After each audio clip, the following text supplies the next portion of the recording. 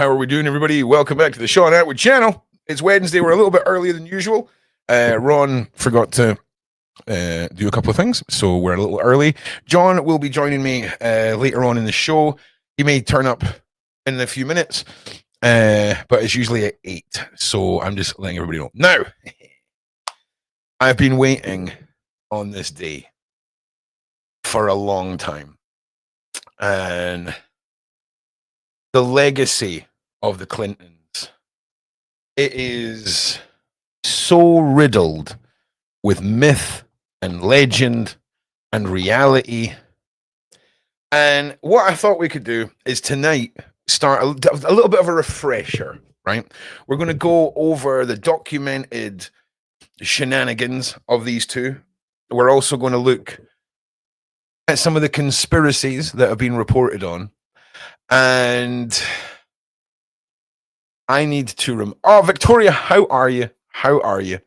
And I think it's important, okay, that we keep our minds very much open when it comes to the capabilities of elites, institutions, and I'm going to paint you a picture of what happens when acts of God, right? Acts of God crash down on the world, okay? And how third world can be harvested in their absolute hours of need. And the Clinton Foundation and the Clintons themselves, they have got some murky waters.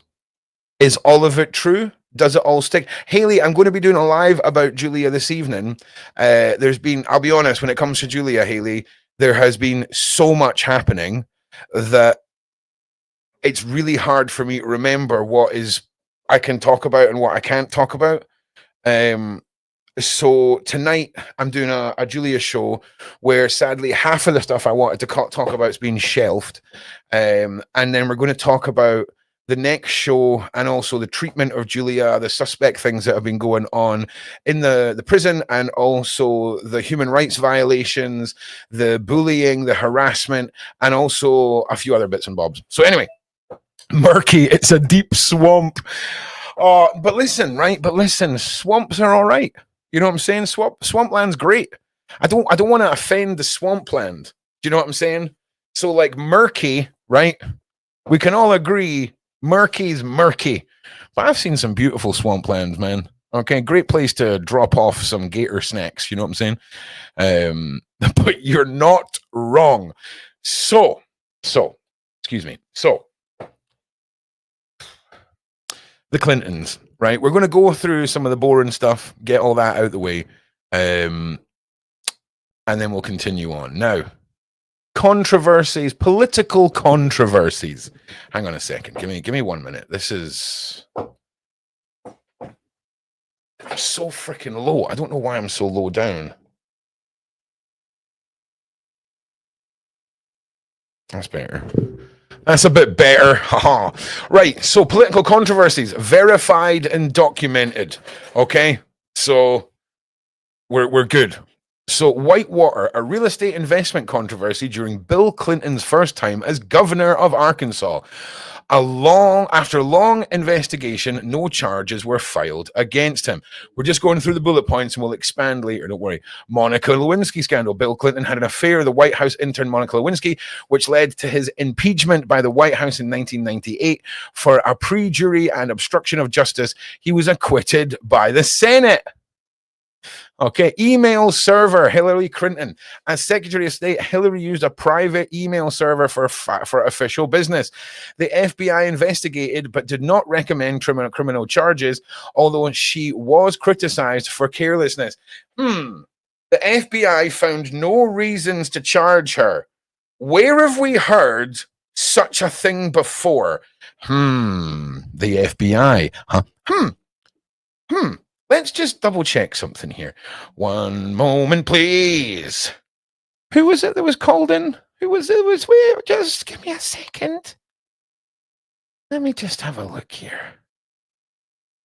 Secretary of State Clinton, yep. Bill Clinton, Attorney General Merrick Garland, FBI Director James Comey. Oh, this is going to be so freaking good. Okay, so then we had Benghazi. In 2012, the attack on a U.S. diplomatic compound in Libya happened while Hillary was Secretary of State. Multiple investigations were conducted. No evidence of wrongdoing was found, but it became a major political issue. Rascals, okay? So really, not so good at anything they put their hand to so far, okay? Well, listen, Shannon, one question we are going to answer later on this week, and I'm sure all of you are as excited about me, because I think the answer all of us want to know. Give me a second. I didn't have this prepared, right? I think the answer we all want to know is who wore it better. Do you know what I mean? Like, did Hillary wear it better? Did he wear it better? Which one do you think? John Wedger in the house. Wedgenstein, how are you? I'm talking. I was all right. Thank you very much. I was just asking, who do you think wore it better, Bill Clinton or Hillary Clinton in the blue dress on screen just now? Wait, who wore it better, John? Who do you think? Obviously, I guess. Well, is that a genuine photo? Is it? That is not a photo. That is a painting that was hung in Epstein's house. Weird, isn't it? John, I will give you 10 points for that. Weird is definitely a word I would accept for this. Well, you know, and these are leaders of nations, you know, with global influence politically. You know, we are run by broken people. We've discussed this many times. These are emotionally broken people. There's something so wrong with them. Let me give a little bit of a sort of a comparison here. And I mentioned it before that when I got a position in the police where I end up dealing with top secret information, I had to be vetted, and they had to vet me to such a degree. They needed to know. I have a list of all my sexual partners. I wasn't allowed to be on any social media platform. Wasn't been allowed to be involved in swinging, dogging, or anything like that. And it would go against you if you was homosexual as well, because of the blackmail value. It's not, you know, a biasing. It's just a factual thing. And that was just to hold and disseminate top secret information. These people are privileged to stuff beyond that. And where's the vetting for them? There seems to be absolutely no vetting whatsoever. You know what's happened, right? You've heard about the subpoenas, or have you been off grid for the last few days? Well, no, yeah, I've heard rumors about it. So basically, I'm going to list off the people who have now been who've been called and subpoenaed to court over the Epstein case since Trump spoke to Ghislaine Maxwell. You ready for this? Hillary Clinton, Bill Clinton, Attorney General Merrick Garland, former FBI Director James Comey, former U.S. Attorney General Williams Barr, former U.S. Attorney General Alberto Gonzalez, former U.S. Attorney Jeff Sessions, former FBI Director Robert Mueller, former U.S. Attorney General Loretta Lynch, and former U.S. Attorney Eric Holder. Do you know what that is? That is exciting, John. Okay. Well. Also, if we look at the office that they hold, it's attorneys. So it's people in the legal remit. They seem to be predominantly attorneys, lawyers, and then we've got FBI directors. We've not got just bottom level investigators. We've got Yeah.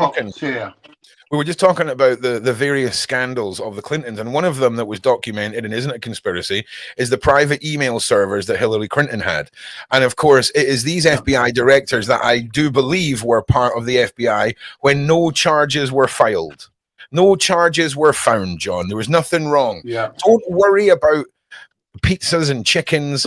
Don't worry about that. It's just a mistake.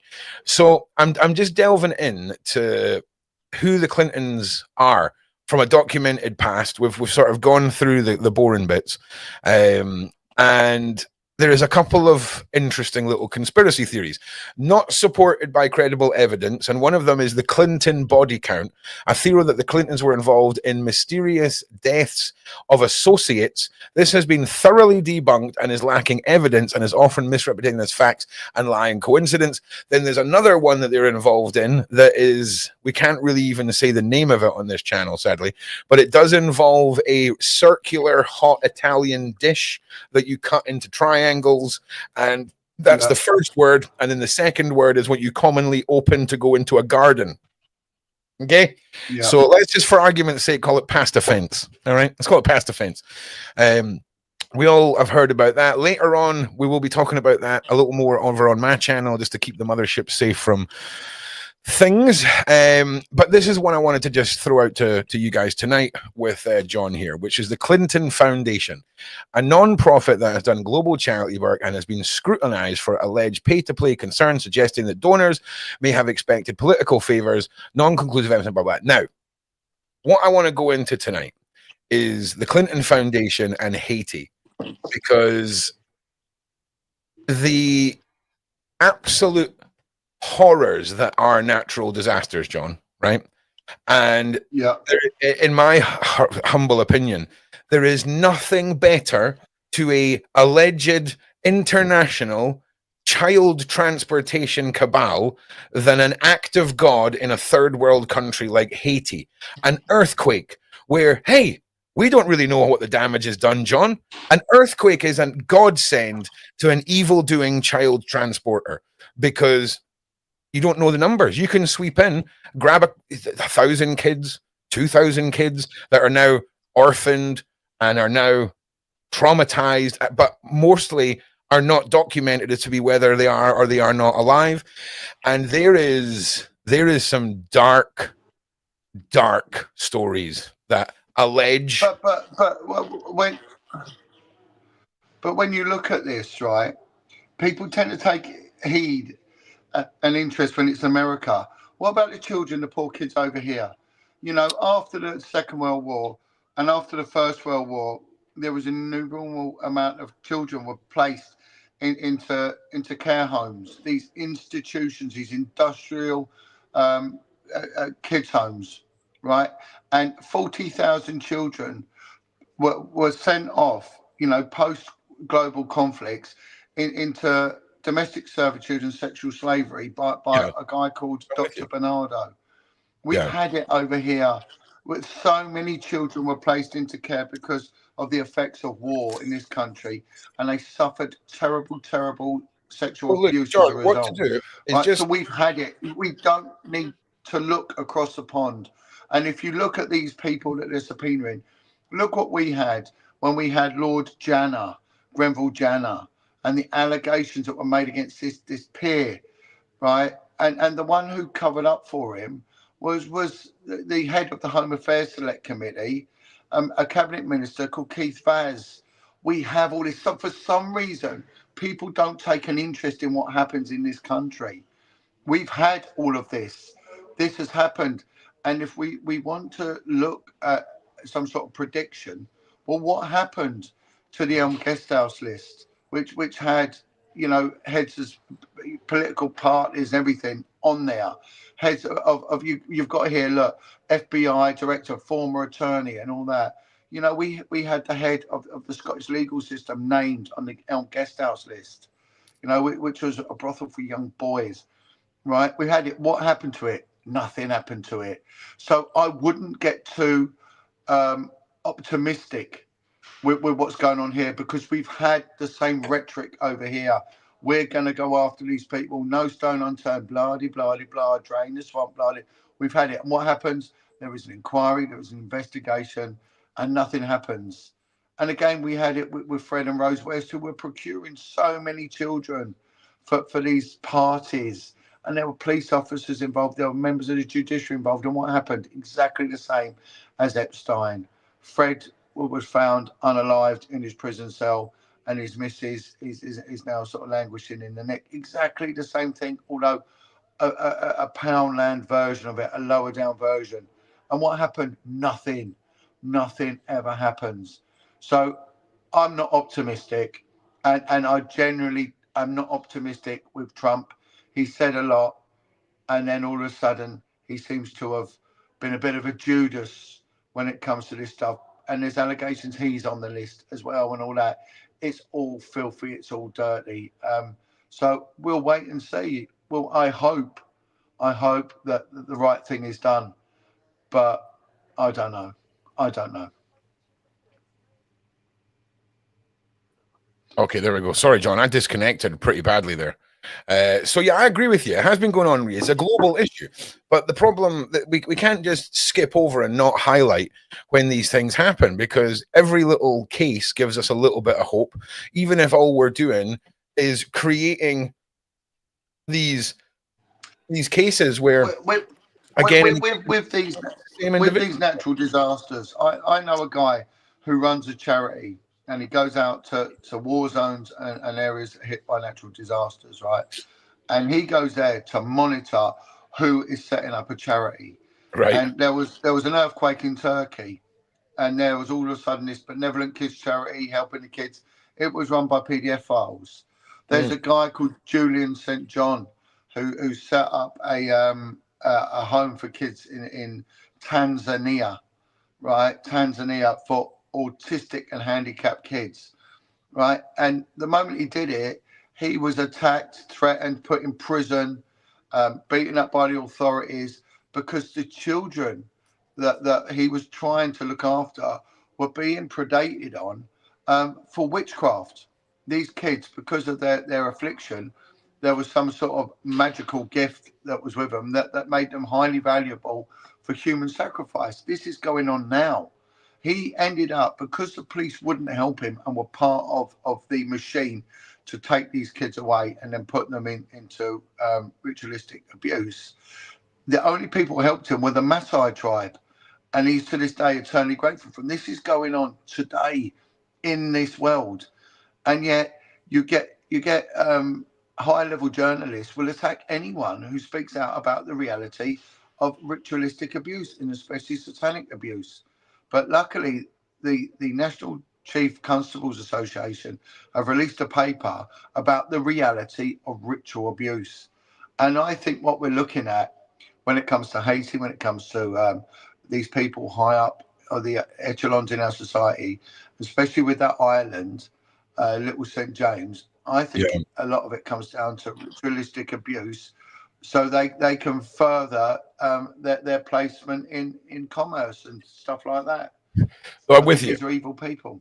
I agree.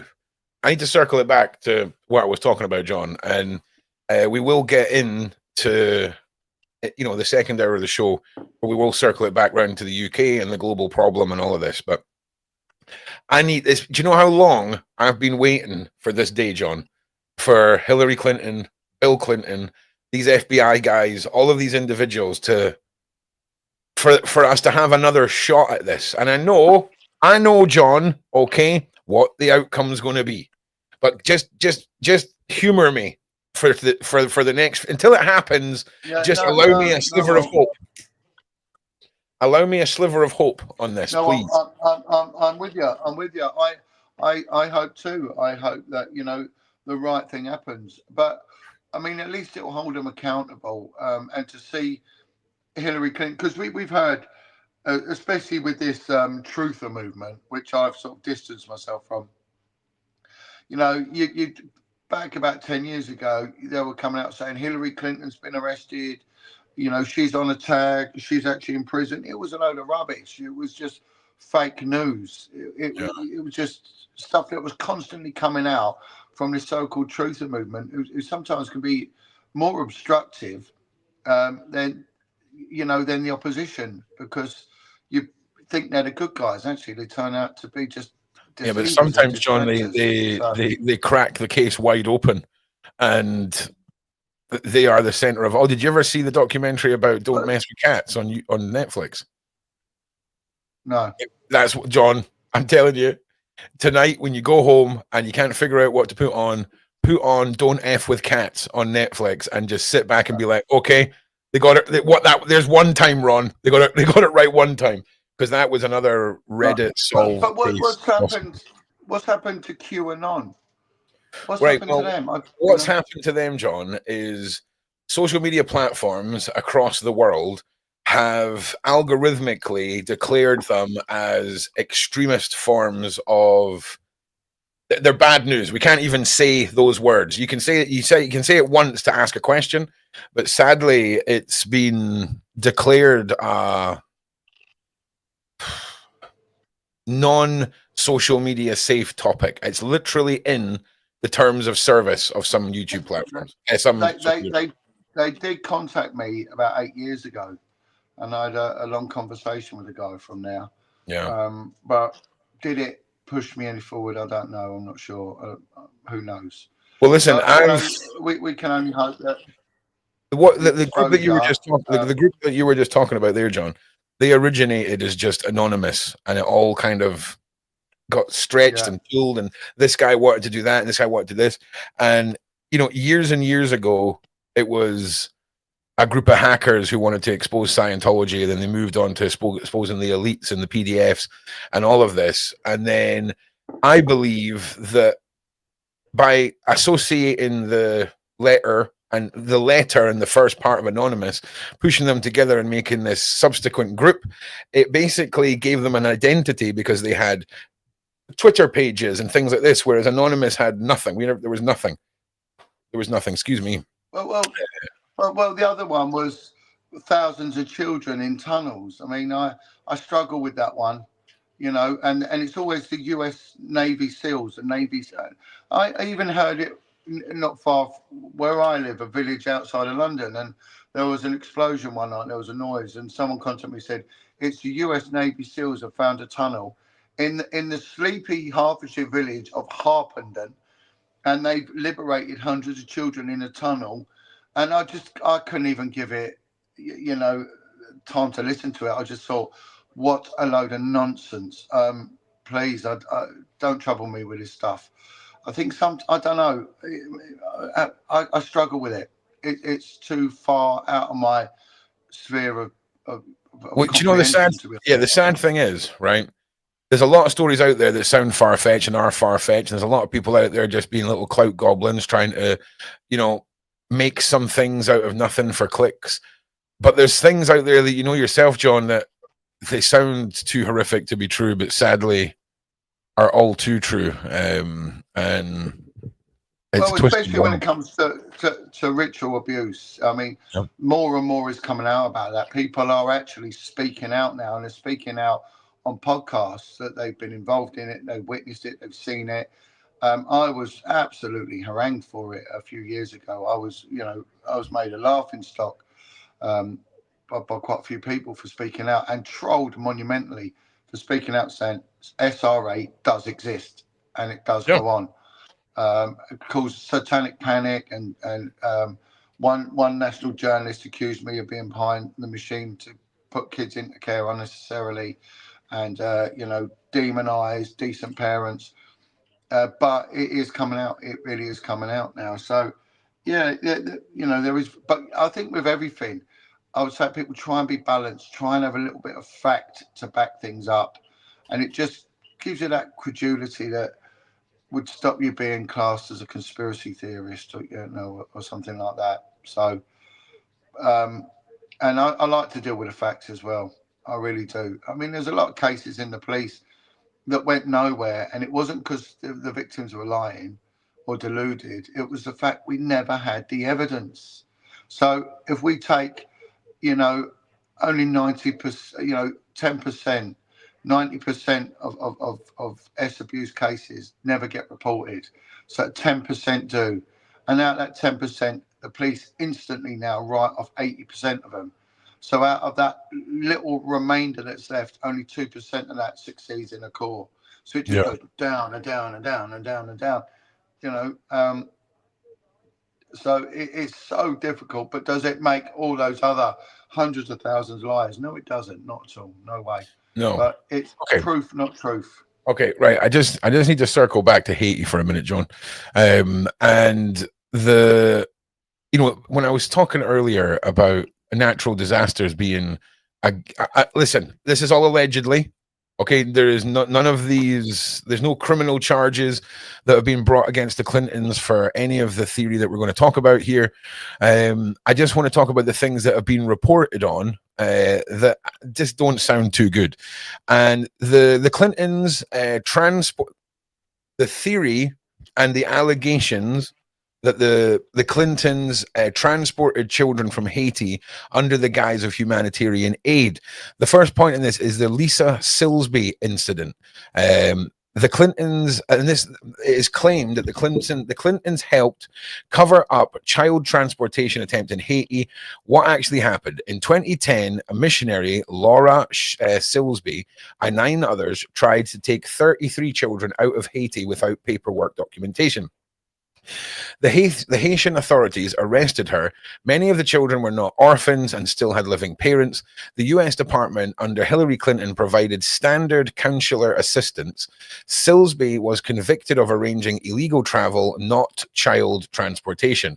She later changed her name to Lauren Gaylor and works in online security. Now, when we were talking earlier about what better a situation for an alleged trafficking organization, if you've got an earthquake and you're there under the guise of humanitarian aid, right? Humanitarian aid, and you've got connections with the Clintons and you're trying to get these kids out of there.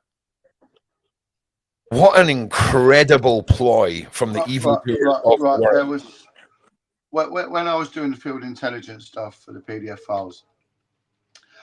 We used to have these intel meetings, and we'd sit and discuss stuff. And one of them that came out was he sponsored a child abroad charities. Okay. So people could sponsor a child for education purposes and things like that in third world countries like Ecuador and Kenya and all this. Right. So what the PDF files were doing was they was sponsoring a kid, but they were sponsoring them via charities based in Portugal. And the reason they were doing that was that if you did it in Portugal, you were entitled to visitation rights by the one second, just bear with me. That's right, mate. So this is Laura Silsby on the screen here, and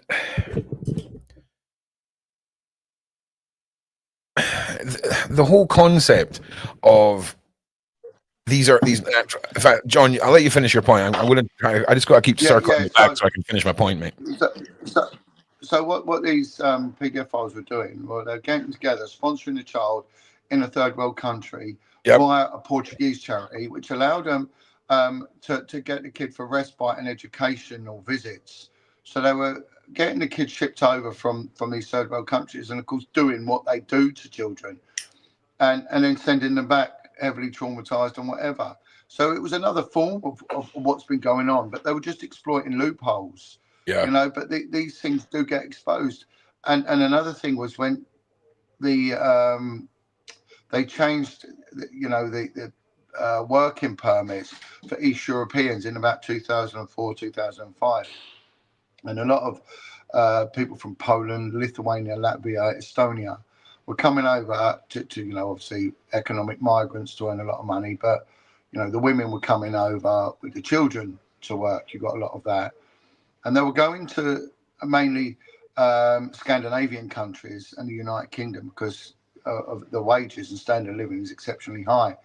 And countries like Norway, they're pretty switched, shut away and remote. And the gene pool is very, very tight. So you were getting a lot of deformities and a lot of cases of Down syndrome and stuff like that.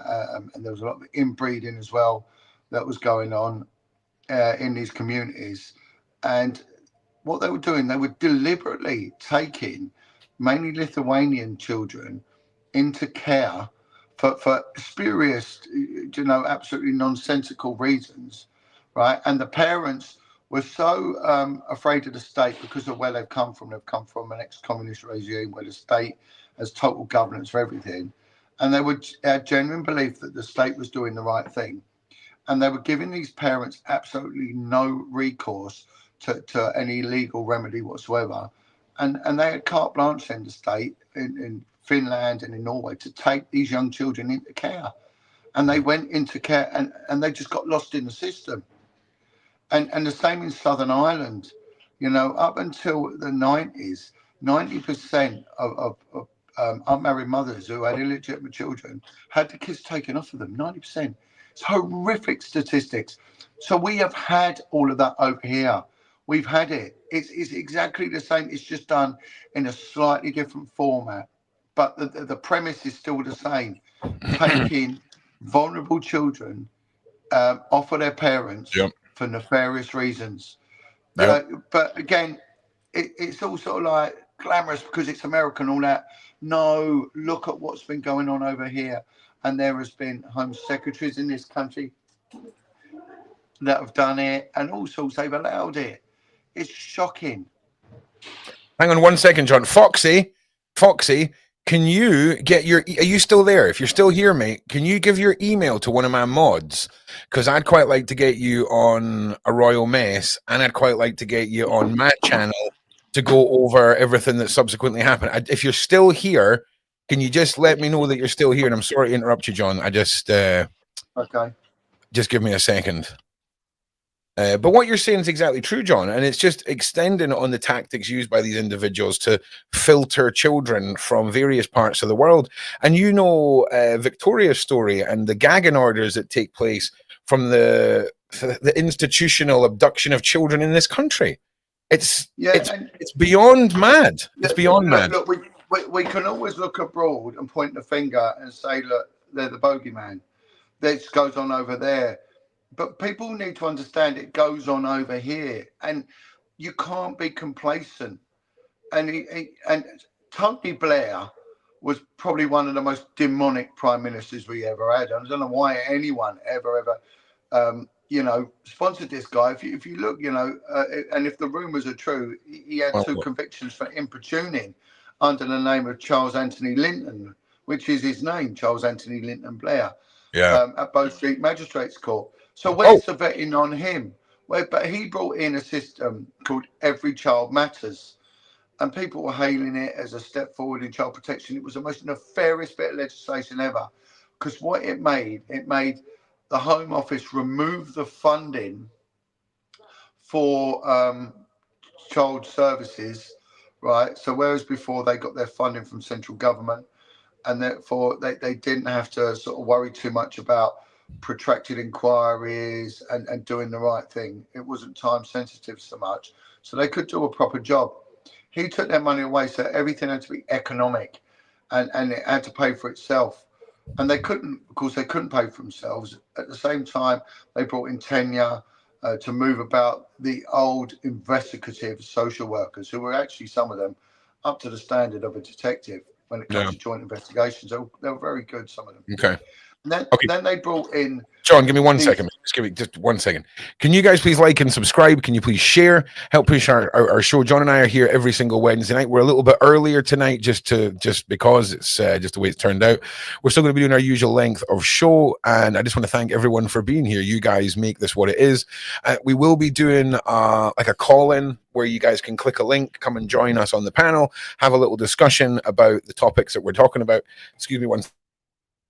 Sorry. And I hope you guys come and join us. Now, I'll circle back to you, John, and then I really need to get back to finishing my point, mate. So, but Every Child Matter did it, and all of a sudden they didn't know how they were going to carry on and fund social services.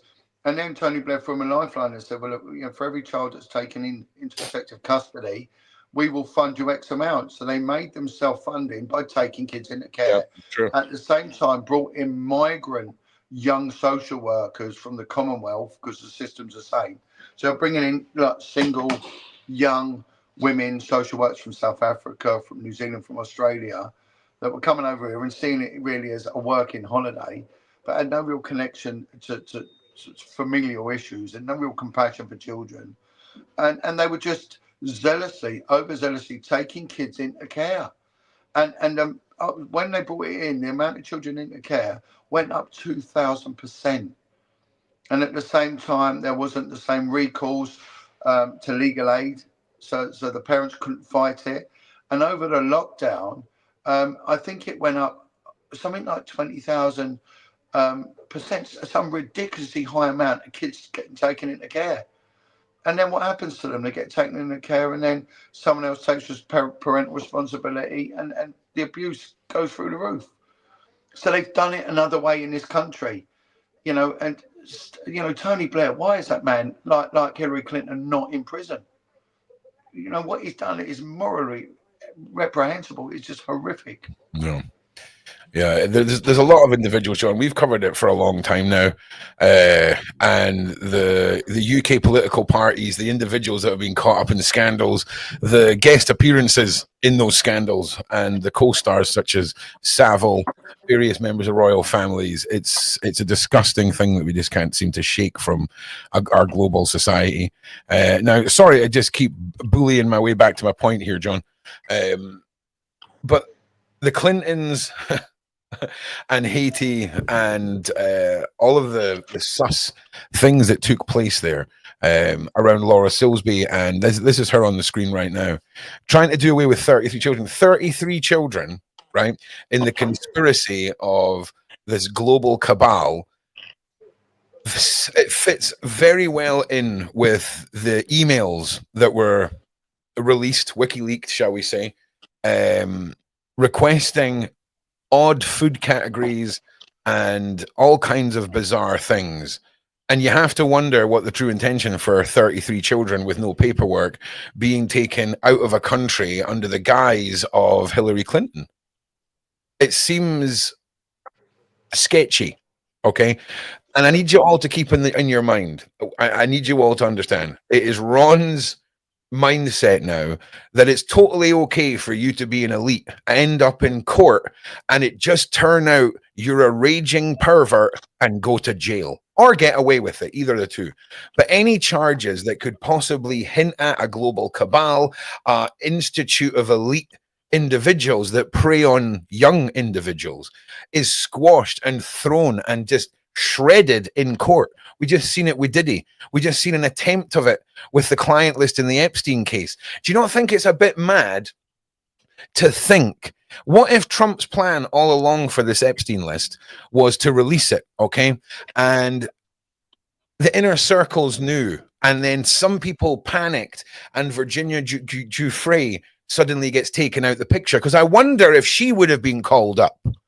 I wonder if she would have been on the list of people that would have been called back up on the re-examination of the Epstein case. But when you take out Prince Andrew's charges, there was never any charges. Prince Andrew was never any crimes. I'm not saying he's a bad guy. I just need to make that super duper clear right now. In no way is the Sean Atwood channel in any way saying that Prince Andrew was convicted of any crimes, or that we have any reason to believe other than, the photographical evidence that, 13 million in that, but no crimes. Just need to layer that on thick. But it's interesting to think how she could have been reignited as a witness in all of this. And it is... Well, look, if Prince Andrew did get arrested and stood trial at a Crown Court or a federal court in which there would be 12 members of the jury, the system in America is the same as the system over here, and he came out with the same BS that he did in that BBC interview, well, I don't think there'd be a reasonable-minded member of any jury that would have found that guy innocent. Yeah. Because in my opinion, he lied from the moment he walked in to the moment he walked out of that interview. It was the biggest insult to anyone's intelligence or anyone's sort of standards. I agree. And what he come out with, it was just contemptible. It really was his absolute lie. And even that saying it's not his hand, the guy is an out-and-out wrong-un. Yeah, and here's and again, no crimes against charges. I got to keep layering this on. Sorry, John, but when we look at this photograph, this is the photograph with Virginia, Ghislaine Maxwell at Epstein's house. Andrew looks like he's pretty much there to me, and I personally believe this is a real photograph. I don't believe that this has been layered. Okay, now, my friend, his wife works in one of the major supermarket chains. All right. And the old King Sausage Fingers was paying a visit, and so a week before, the protection team came along. They wanted to know exactly who is going to be at work. They wanted to check, all the service tunnels, like the manhole, the conduits going into the building, anything that could be potentially could secrete an explosive or whatever. They went and checked absolutely everything before old Sausage Fingers turned up to I don't know what he was doing there, right? So this guy, his excuse was that there was nowhere else to stay in Manhattan when he was visiting his friend, who he knew was a convicted PDF file because he'd actually served a year in prison All right. for doing it. And he went there and stayed at his place, said there was no alternative. Absolute nonsense. These guys cannot go anywhere without their prot officers, their protection officers, Yeah. and the intelligence teams going in beforehand and checking and securing it. It's absolute nonsense what Okay. you're coming out with, and it's All totally right. contrary to protocol. Okay, nice. Okay, well, look, put a 1 in the side chat if you think this photo is real. Put a 2 in the side chat if you think this is fake, and let us know, because as soon as Virginia passed away, the cronies were sent out. The what I can describe as the crazy ex-girlfriend ends up on Piers Morgan, where she's pointing to Israel, not her words, not mine. She's saying Israel's behind all of this, the blackmail, blah, blah, blah. It's incredible, that theory, because when you open up your mind to such a far-fetched scenario, it's incredible how much sense it makes when you start piecing together little strings to here, little strings to there. A crazy individual once said, tiny little fires, John. You set enough tiny little fires and you have chaos for the ones who are with it. The devil's in the detail, and so if you take like Savile, he had strong connections to Netanyahu, strong connections to our intelligence services, and of course you've got Maxwell there, her father. But even in the documentaries made about him, said that he was an active operative for Mossad. He is buried at the Mount Olives. So it's all there. And then when you take Epstein, they're saying that he had strong connections with Mossad. Again, Mossad. This isn't an anti-Semitic rant at all. This isn't about the Semites whatsoever.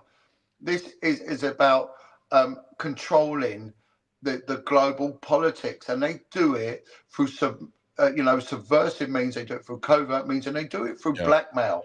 And like we mentioned so many times, they got to pick on a weakness.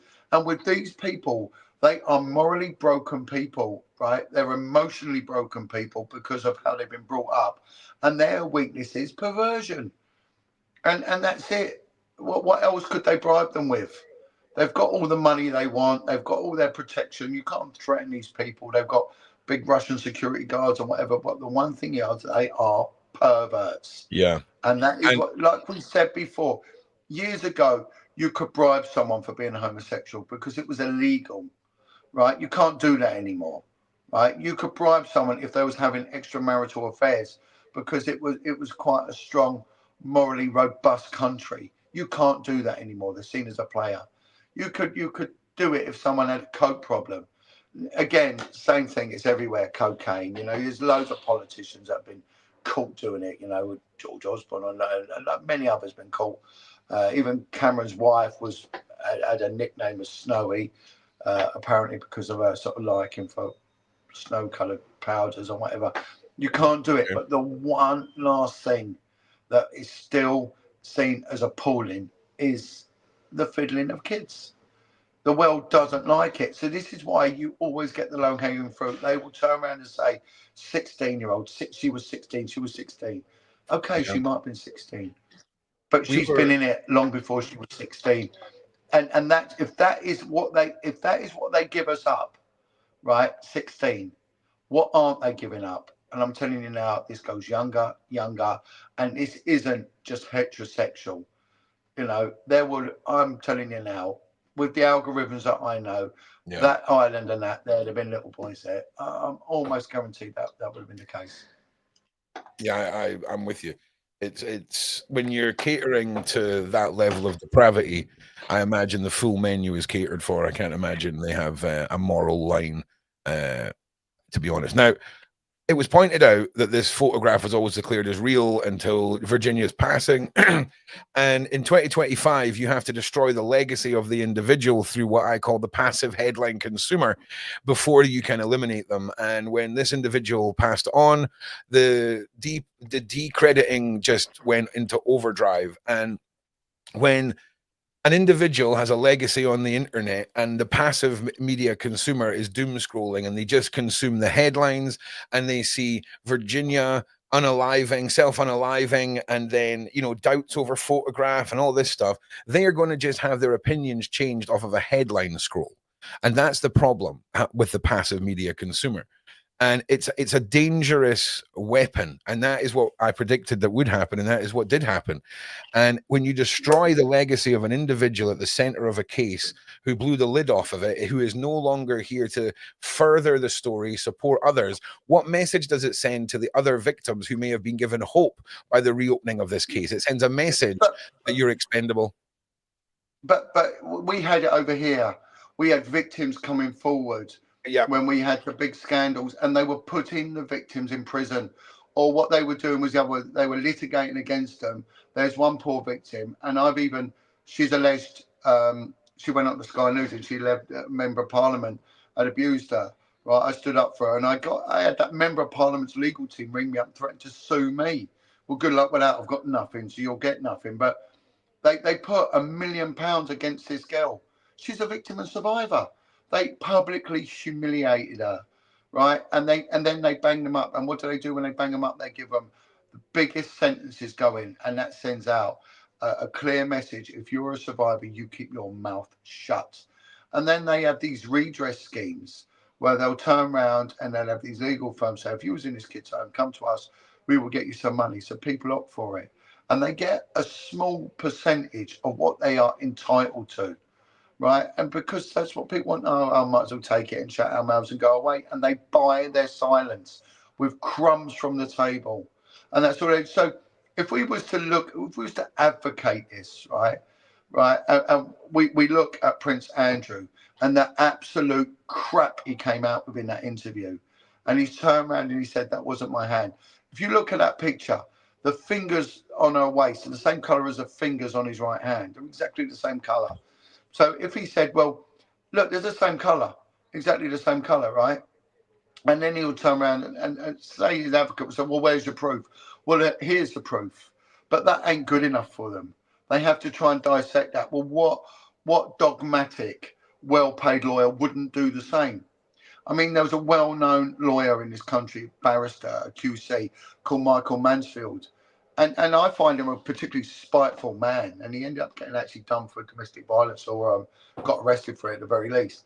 I don't like the guy, but anyway, he was so successful because if he couldn't discredit the evidence, he would discredit the source of the evidence.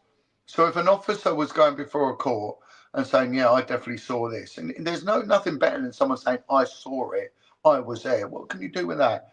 He would then say, well, you can't believe this officer because he's got convictions, or he was under investigation for lying. So, you know, his evidence has been discredited many times. So that's what they do. They discredit the source of the evidence. And if that don't work, well, then, in my opinion, they just kill the person. Yep, 100%. And John, you know, and that's that. We've got to take into consideration as well, if the Epstein case was about to be reopened, and there's so many individuals that could be involved in this in so many high places, that Virginia was just a loose end, a living loose end that would inspire other loose ends. There was a woman in this country, and I'm not going to name her, but she's quite well known. She's a survivor. She's a survivor of abuse, and she claimed that Andrew had abused her. That was her claim, and it turned out she had a photographic memory. She said, I remember everything about it. I even remember the number on his credit card. I can tell you it now. And she quoted the full number on his credit card. She went into infinite detail about specifics about him and his body and his purse and everything else. Do you know what happened to her?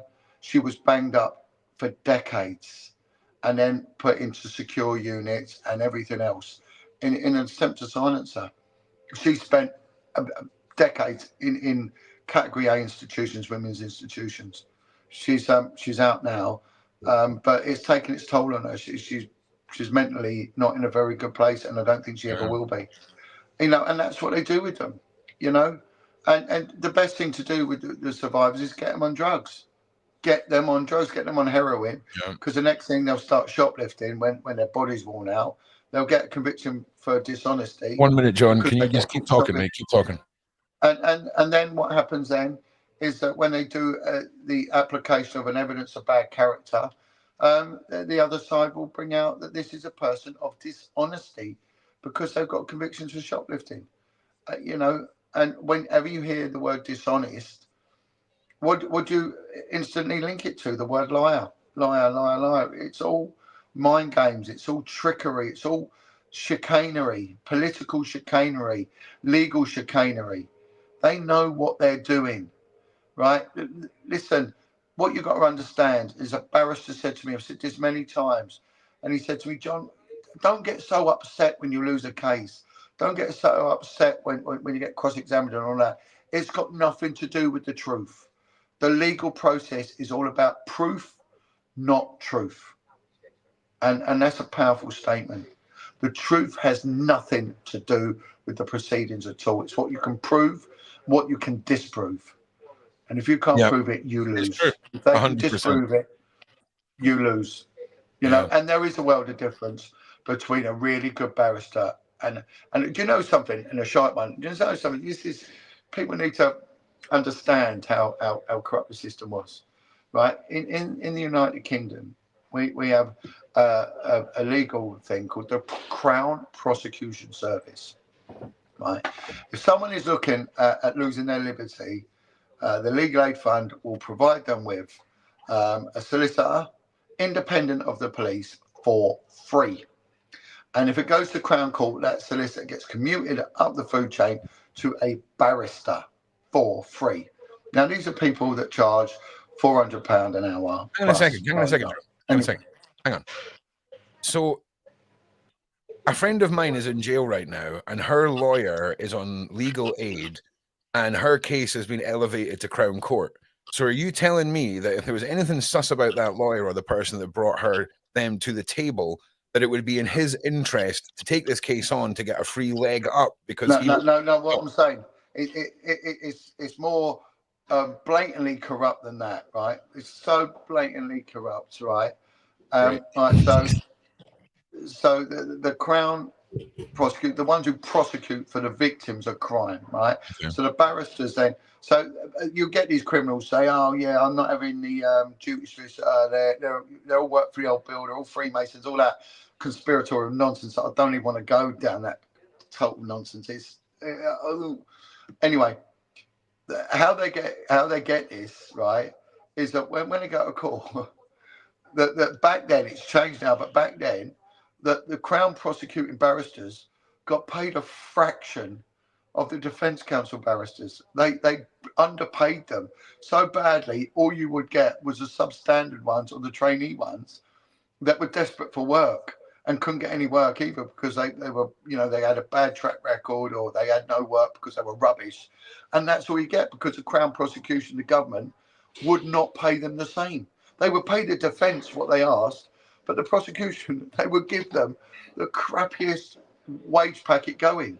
So that's how they got around it. So that's how they got around manipulating the service to the public. And it was so corrupt and wrong. But nothing happened about it. Nothing was ever said. It was, oh, well, that's how it is. It's just so bent. It's unbelievable. So who's going to do that work? Only the desperate. And they're desperate. They're not getting front work because they're rubbish. It's like a good builder never advertises and they're never out of work because they're good at what they do. A rubbish one is always out of work because they're rubbish, And they can't afford to advertise. It's not the best. It's not the best thing to hear, to be perfectly honest. But and that's how it's manipulated. It's It really, and it's always gone on like that. And so don't put faith in the system. Don't put faith in it. They've always done it. And there has been quite a few cases over here of victims of survive, witnesses, informants of people high up that have ended up in casualty or ended up on life support or ended up dead. There was one little boy who did a runner from a child brothel, we can say, where John, there was just to allegedly. be safe, can you turn down the music? Is that in the room that you're in? Oh right, no, sorry, that's just something. It's just it's just in case it gets picked up and we get copyright claimed. Yeah. And this lad was doing a runner, and this place was under surveillance by the intelligence services and special branch because of who was going in there. And this lad got out and did a runner, and about half a mile down the road, he was run over and killed. And the car was never found. Of course, it wasn't. It might well have been, an accident or something like that, but it probably wasn't. It probably weren't. Yeah. It happens over here all the time. It's just, I don't know. It's just for some reason everyone downgrades it that goes on in this country. Do you know? I don't even think it's downgraded. I think the people that know what's going on are heavily invested. But I just think that this country has got so much more distraction being thrown at us right now than we've ever seen. We've got a solicited invasion where you can get into a country without a passport, but you can't access certain websites now without a passport. We've got the eradication of culture, everything. People need a win. And well, if we look at that, you can come into this country blatantly in daylight over the most surveilled stretch of water in the world. Yep. You could be coming in with drugs, with children, with weapons, and nothing happens to you. Yet, if you get on the ferry and do it legally, and you're caught bringing some cheese over, dude, I read about that. You could go to prison. Yeah, you mentioned it last week, sorry. And I was like, what is he going on about? So I looked it up, and up to, I think it's 2 years in prison and 5 years in prison and a €5,000 fine. And it was over cheese and meat. Cheese and ham, yeah. Mad. And that includes a sandwich. So if you bring a sandwich over, cheese and ham sandwich, dude, it's just mad. I can understand. I said this before, I like the Australian border program from the 90s that they don't make anymore. Yeah, I like stuff. If you're just a Vietnamese woman and you're traveling to Australia, you're not giving a rat's ass. Okay, you are not caring about what you're putting in your bag. Some people, not everyone, obviously, but seeds and things like that, I can understand, right? Or unprocessed fur, things like that, I can understand. But brie. Do you know how much brie is already in the country? Wads of brie. It's just weird, isn't it? And it's wrong, and it's but it just shows you that when you do it the right way, that there's border patrol after border patrol after border patrol. One side, you get on the side, there's a saying, the other side of the fence, you can come straight in with whatever you've got, and you are not going to get stopped. And you're not going to, it's the same as these people that we're looking at. They get into the highest bit of public office. And where's the vetting? Where is the vetting? Their private life should be under scrutiny. It should. They should not be entitled to a private life. And especially if it's a perverse one, because of who they are. If you don't like it, don't do it. Yeah. Lurpak smuggling. I could be a Lurpak smuggler. Do you know, there's money to be made in Lurpak smuggling, John? Right? It's mad. It's mad. But listen, whilst I interject, can we get some likes? Can we get some subscribes? Can we get some shares? Now, I know you hear me saying it, okay? But if you could actually share, if you could actually like, if you could make sure you're subscribed to the Sean Atwood channel, John's channel, my channel, and make sure that you are clicking the bell so you can stay up to date with things. I do have a Discord server. I post all the uploads and the mods for all the channels. We'll post anything that's going on for any of the network within Project Rook and what we do. John, so I'm gonna throw one more point out there, and then I'm gonna open it up for any of the wonderful public who want to come and have a little conversation with us, right? Because all of the people who have been called in for these subpoenas in America. Okay. Do you think that there's a possibility that one of them's going to crack? And if they do crack, do you think we're going to see a pound of flesh offered? Are we going to see a sacrificial lamb from that list sent to slaughter, John? 100%. You've got to understand how the system works. That's providing it's going to be a fair, just, open, and honest and transparent investigation into it, and not an inquiry, because an inquiry goes absolutely nowhere. So if it is going to be an investigation, then yeah, that, you know, if it's done how it should be done, then there should be an incentive for being a grass, and that's that. So, you know, if you've ever watched that film Goodfellas, you know, apparently based on a true story of that informant, mafia informant, Henry Hill or whatever, you know, what did they do afterwards? They went round and killed all the lower bit players, because they're the ones that can't handle the long time, and they're the ones that know a lot yet have done little. But you know, the incentive for them is massive, absolutely massive. So how it works is that in order to be an informant, you've got to be involved. You've got to have something to give, but it has to be bigger and better than what you've been involved in. You know. So 1 minute. All right, everybody. I'm just getting the link set up for you guys to come and join us. Now, you won't be on screen, even if you've got your camera on. John and I won't be able to see you. We will be able to hear you. And in just a moment or two, I'm going to post that link. So get ready to come and join us, have your say across the board. If it's something that John's brought up about the UK, if it's something about the Clintons, if it's something about the Epstein case, if it's something about the Diddy case, you want to throw it all at us. The whole subject matter is open. I think John cut himself off, actually, if I'm being honest. Yeah, I had to deal with something. But if we look, if you was involved as a small bit player in this, would you not become an informant? And I would, you know, absolutely and pap myself, John. Of course, pat myself. Of course, you know, and if you're looking at your whole world crashing down, yeah, definitely, without a doubt. So firstly, what they got to do is they've got to swap themselves from being a suspect into being a witness.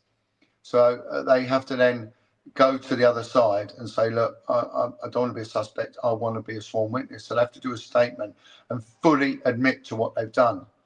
And it's sort of purging yourself. So they've got to fully admit to what they've done. They've got to then fully admit to any unsolved crimes they've been involved in. And then that can be dealt with. That can be swiftly adjudicated on. And then they're an informant. Then weigh them up. What have you got? And the evidence can either be in a statement and they openly go to court and testify against them, or it can be put in an anonymous form and it can be supplied to the judge anonymously, and things like that, and then they can covertly work on it. And then you know, the incentive is there at the end of the trial, whether if they're going to get 10 years, instead they get 2 years or something like that. And then they get put on witness protection for whatever reason. But witness protection in this country is a bit of a joke, because people think that if they live in a rough area, say you live in a housing estate in North London, and you become an informant and you give information on organised crime and you get put on a witness protection, you get exchanged like for like. So what happens then, instead of getting moved to a nice area, you'll get moved to an equivalent shithole in Nottingham, for example, or somewhere like that. You know, and because people don't, and what they realise is in London, you get a lot of policing. It's quite a safe environment on the whole. But you go to some of these provincial towns and you get put in the worst estate there. There's no coppers. There's a lot of families that run everything because they've been there forever. You know, they're intergenerational. And it ends up being their worst nightmare. And then they end up sort of pleading to come back to London, but they can't. So it's it's not what people think it is. It's not. It makes sense, though. I mean, if you've spent your whole life living in a rundown area and you try and adapt and fit into a higher lifestyle, you're going to stand out like a sore thumb, and that's not what is needed for blending in and being hidden, right? There's certain criteria that people have to sort of get in order to qualify for it. you know, and some of it is that they, you know, they want to take out the opposition. You know, they want to reduce sentence. They want to stay in the country, whatever. And another one is that they've got the God. It's quite a relevant one. But if you give me 2 seconds, I just have to go and deal with No something. problem, mate. I'll be back Yeah, in no 5 problem, mate. seconds.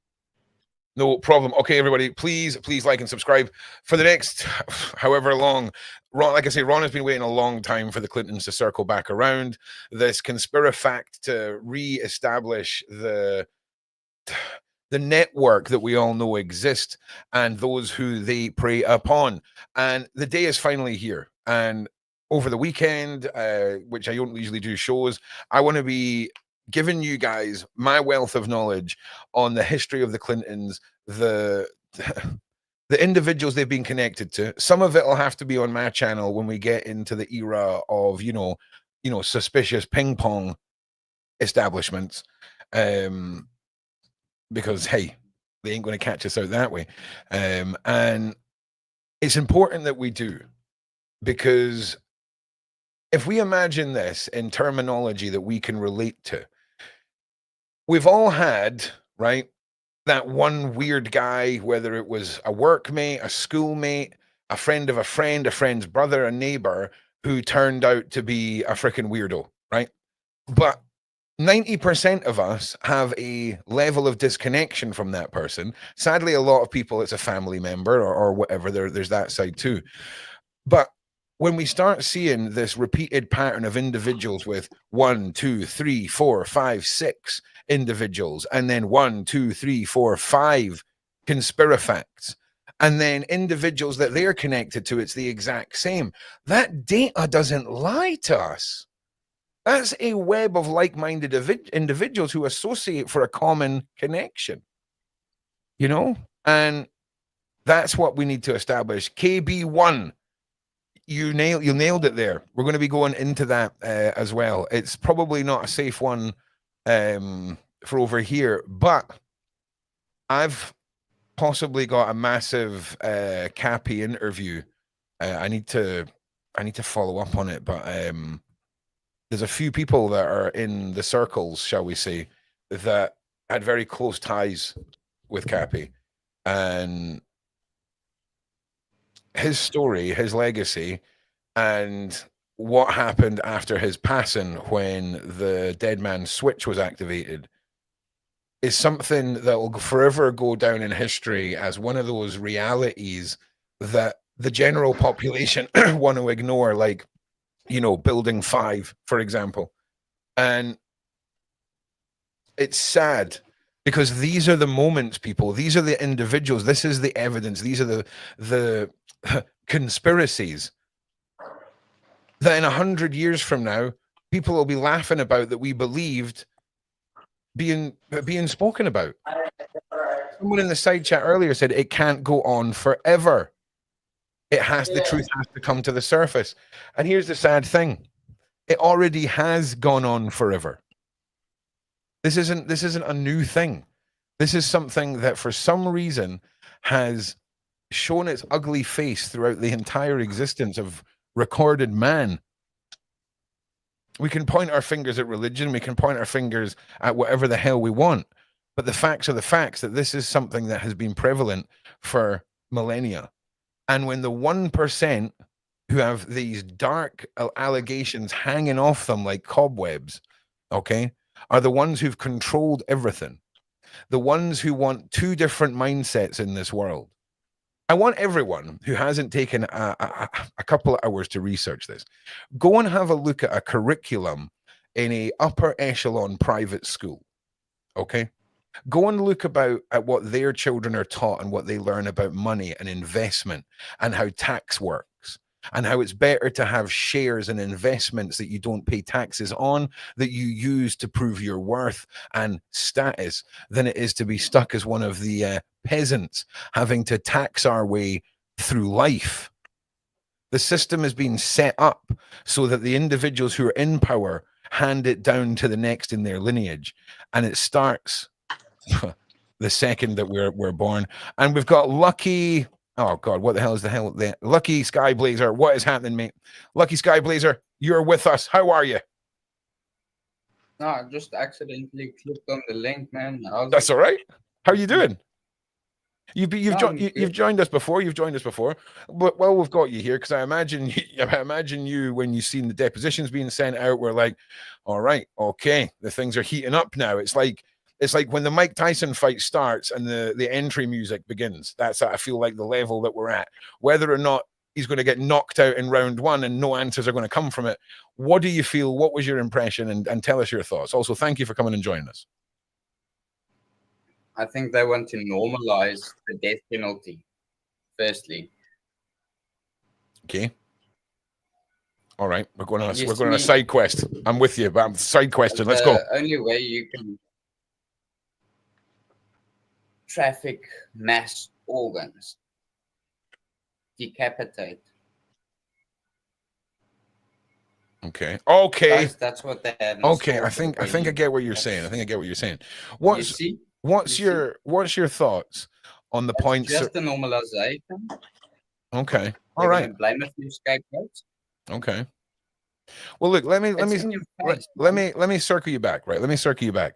When I was talking about Haiti and the individual that was caught with 33 kids, like, do you not think that is evidence enough of a larger scale problem that people have missed in the mainstream and the scapegoat tactics that are used? I think everything's like true, man. You don't need eyes to like actually look so deep. It's very likely. Occam's razor kind of tells you like it's been right every time. It's been right there. Well, look, listen, Lucky Skies Laser. Thank you for coming and joining us. I appreciate you coming on and giving us your points of view. Thank you so much, mate. And we'll undoubtedly speak to you again. And thanks for your support, my G. Peace, man. Thanks. All right. So, ladies and gentlemen, the link is now back in your capable hands. Come and join us. John, why are you so low down now? I feel like I need to lower myself so that we're down. So I'm on a skinny screen here. So, okay, I'll put you back. I think what your last caller has said, there's a lot of validity to it, because when my son was in a coma and then he was in recovery, a consultant came up to me and she said, when people come into these ICUs, they usually die. These are places of death. She said, try and stay out of hospitals and get your son home as quick as you can. And then she said something to me. She said, the organs are worth a lot of money. He said, especially the eyes, the retinas. So eyes are worth a lot of money. And in order to harvest the organs, a person has to be alive, because the moment you die is a moment that the bacteria is released. So the heart has to be pumping, so they actually take the organs out while the body's alive. And so it's right. There's money in the organs. That's why you hear the urban, well, not the urban stories, but people wake up in ice baths and things like this because they've had their organs removed from them when they're alive. It's whatever it is you've got two of, John. It's kidneys or livers. It's one of the two, right? And yeah, people have been known to wake up in cold places, shall we say? Now, listen, the link is back. She just told me, get your child home, get your child home. And the younger they are, the better they are, because they're clean and they're unadulterated. You don't want an old drunk man's liver, do you? You know. Thank you, KB. So your organs they're big business. Yeah. Well, years ago, you had to opt into the scheme. Now, because you used to carry an organ donor card if you wanted it, now you have to opt out. So the inference is, that silent acquiescence. You haven't said anything, so we're going to nick your organs. Yeah, it's. And the younger, the better. There was a documentary, In the Eyes of the Devil, or I think it was Patrick Vega, I think his name was, who done the documentary all about these Polish. I spoke with Patrick. I've interviewed him. I've got a whole interview waiting to be released. 2 years ago, 3 years ago. In fact, no, maybe like 4 or 5 years ago. Talking exactly about the documentary that he released, and he speaks about and listen, everyone. This is dark, so I'm going to choose my words carefully. But he talks about mothers who are coerced into giving up their children if they want to give them to adoption or whatever. It's young boys, young mums, addicts, paid money, and these children end up going into certain foster care institutions that these children are then used for the horrible things until they get to about 13 or 14, and then they're sent for, inverted commas, recycling, okay, to harvest the organs. There's a film called Never Let Me Go, and the truth in it is amazing, and it's basically based on that. I used to do multi-agency investigating, so I'll be working with social services investigators, and I worked with one, and she was a social worker in Brazil, in Rio de Janeiro. She worked for years. Okay. And she said, what people don't realize is that there are gangs that operate in the favelas, and they steal the young kids. They take them, they fatten them up, or they actually go to the state and say, we'll look after the kids, and they feed them, and the kid is doing. Yeah. Sorry, mate. Sorry, can you hear me? It's getting fed well and everything else, but the kids are being sold for organs harvesting. It's mad. It's big business in Rio, really big business, and it goes on, you know. And the same if you work with social workers that come from South Africa or West Africa, you know, they go on about the fact that child body parts are worth a lot in voodoo. Yeah, and Louise. And they're worth money. There's money in it. There's a trade in it. 100%. We don't get it so much over here, but it does 100%. Go on. And Louise, how many people need organs? Well, here's the thing, right?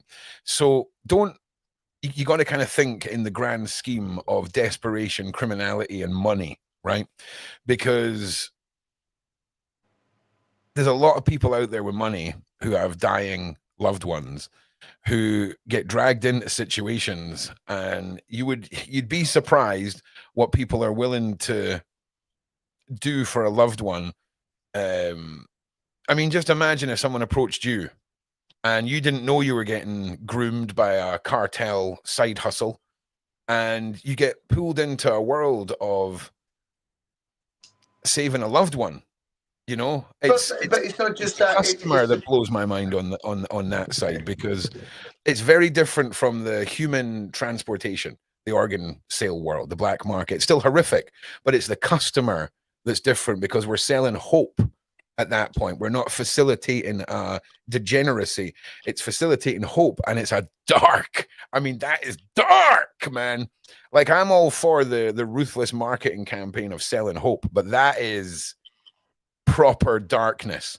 That, you know, for just a small fee, don't worry, we'll give you a nice story about how the person we're getting this from, you know, passed away and everything was, you know, natural. And then before you know it, you've got somebody who spent the last 13, 14 years of their life in absolute misery, horror, and absolute travesty of abuse, being sent for recycling to then further cash profit from that young individual. And if that ain't the epitome of darkness, then well, if you look at who's running, you know, these boats bringing the migrants in, you know, what was said to me by a guy that was a coxswain on these boats, that it was the Kurdish mafia that used to run the heroin. So you get all these big gangsters and you know, all these barber shops and these Turkish supermarkets that are springing up everywhere, and all marble tile, all this, you know, it's all based on the heroin, and heroin kills people. They, you know, I get fed up with listening to these podcasts of criminal things that they're talking about. We smuggled this. You're smuggling stuff in that kills people. Yeah. Right. Oh yeah. There's and it's abhorrent.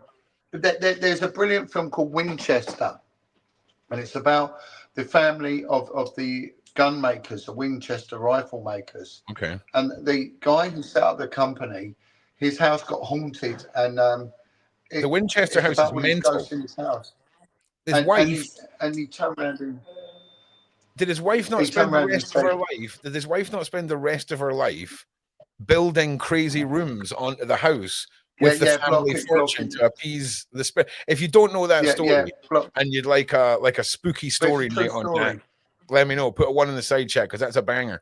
But no, carry on with what you were saying. It's a true story. But you know, what he was saying is each one is a spirit of someone who died as a result of the weapons that they produced.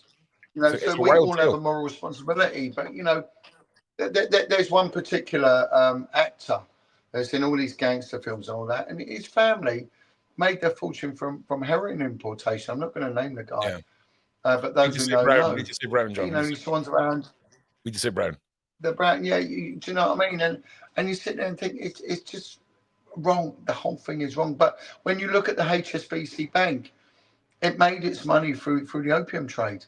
That's how it made its money. It was set up for the trade in this brown powder and everything else. You know, Barclays Bank, it was set up on the slave trade, you know, around Bristol. They've all got very, very dark beginnings. And the thing is, the energy that created it is the energy that goes with it for the rest of its entirety. So, yeah. All right, everybody, like and share if you can. If you'd like to come and join us or ask some questions, the link is going to be with you guys in just a second. There it is. Come and join us. Don't be scared. And come and give us your points of view on any of the topics. Throw a new topic at us. Give us a question. Put one to John. Whatever you guys want to do. Now, Sean will be live at 9 p.m. on this channel. I will also be live at 9:30 over at my channel doing a Julia update. And the content just keeps coming for you guys. And the guests that we've got lined up for this week, of course, Sean just interviewed Epstein's brother. If you haven't seen that interview, it is on the Sean Atwood channel. Make sure you go and check it out. It's interesting, the subject matter of the interview, because it's focused entirely on the evidence surrounding the suspicious unaliving of Epstein. And I thought it was a very, very telling interview. And of course, the niece of Jeffrey Epstein, that interview, it puts so many validations on so many other stories, and it's another one. So make sure you're caught up with all of that, and there's so much more to come as the evidence starts to either starts or does not start to pile up with more of these connections. Sorry, somebody just texted me and it derailed me. Now we've got somebody waiting backstage. 1 second. We've got Lucky is back again, and hang on a second, it's disconnected. Hang on a minute. It's repopulated the link. So yeah, if you want to come and join us, there is the new link. I do apologize, I screwed that up quite massively. But what did you guys think? Did you guys see those interviews? What did you think? The niece was a wild interview. I completely agree. Give us some likes, get some shares, push it up.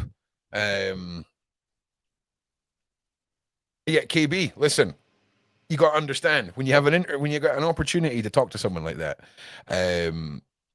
it's you got to take it, right? And sometimes you got to just, yeah, you just got to you got to ask the questions. Okay, the link is back out, but John, let me throw it back to you. What do you want to raise or talk about for the last half hour of the show? Has John frozen, or is it just me? Oh, he's back. Yeah, I think. Can you hear me? Yeah.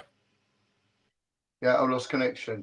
Yeah, that's right. I mean, we just got to watch with interest how things are going, and you know, we've got this inquiry into the GG gangs over here.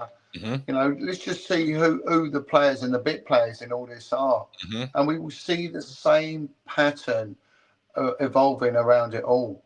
And you know, especially with this migrant thing, it's organised criminality. Someone sort of had a moan at me saying I was being unfair to them. Listen, this country was built on migration and immigration, but there's a right way and a wrong way of doing it. What's happening now is just criminality. It's organised criminality, you know, and they're not even going to be properly interviewed and assessed as to who they are, where they're from, or whatever. We don't know what they're bringing in. And I don't think that the gang masters that behind this are going to miss an opportunity to laden some of the passengers on these boats up with stuff that's highly illegal, such as drugs and weaponry. I think it can be done, and I think it is being done. I think they use every opportunity they can to exploit it, and they know that they're the ones that are getting stopped. There's a beach further down towards Folkestone, and the locals, when they're walking their dogs, are regularly finding these discarded boats cut up and left there. You know, because they're getting them made and they're disposal. They're getting them made. They're sort of kit form in from China. They're getting them all sort of manufactured and stitched together, then inflated, put in, and they're making so much money that it's worth it just to dispose of things. And they're being dropped there. You could be bringing in half a ton of the brown powder or weapons or whatever, and no one's stopping them at all. But if you come the other side of the fence with a block of cheese, you could go to prison for a couple of years. It's 100%. The whole thing is just so wrong.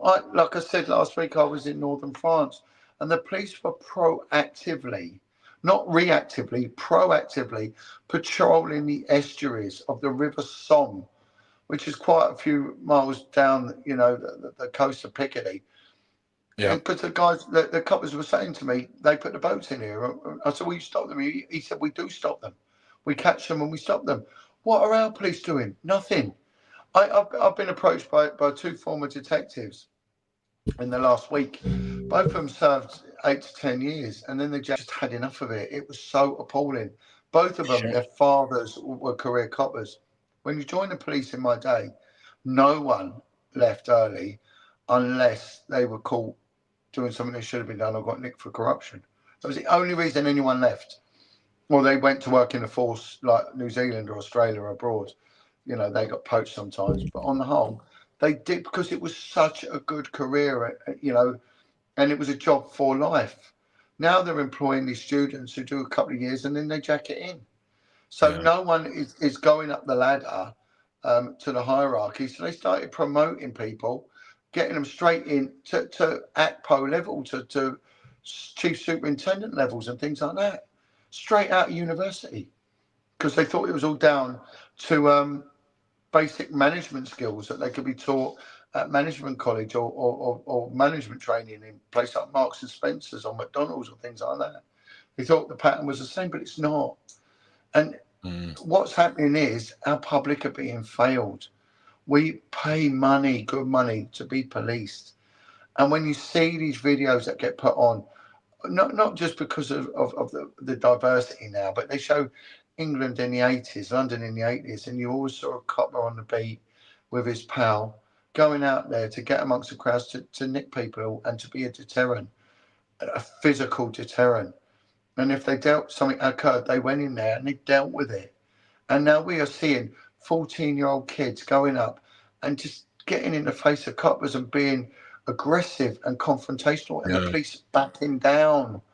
It doesn't make sense. It's dangerous. It's dangerous. It doesn't make sense to me what is going on in this country across the board, and it's not just here. It's several other places, and it's a guy contacted me today, and he said, and he saw a child being assaulted, and he was so upset about it.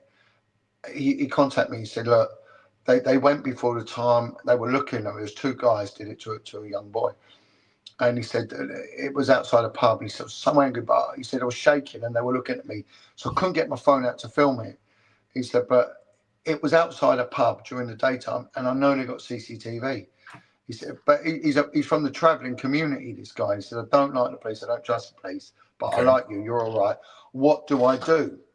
Because he knew I'd done some stuff with the travelling community. I said, look, if you don't like the police, call up Crime Stoppers and they should pass it on to the relevant policing authority. He went, right. I said, just go online. You'll find the number. It's a straightforward free phone number. He went, yeah, I'll do it. Anyway, I said, well, let me know how you get on. He calls me back and he's effing and he's jeffing and he's like, hey, I said, what's the matter? He went, they wanted to know what the names and addresses of the suspects were. He said, how would I know that? That's for them to do it. And then they turned around and said, right, we're not going to do anything. He went, but it's on camera. You'll catch him. You'll see him doing it. And they got into a car. You'll see it all. He didn't want to know. And inside, it makes me cry in my heart, and it upsets me and it angers me. And I think, how has this been allowed? How have we got a controller on the other end of a phone that thinks that it is okay and it is reasonable to fob this guy off like that, and to allow two potentially dangerous people to just get away with it with not even the mere basic premise of an investigation? It's just disgusting. And where do you go? You talk to someone, you talk to their inspector, they're just as idiotic and as stupid and as feeble as. Oh, John's getting a call. Everybody, You take it high up to the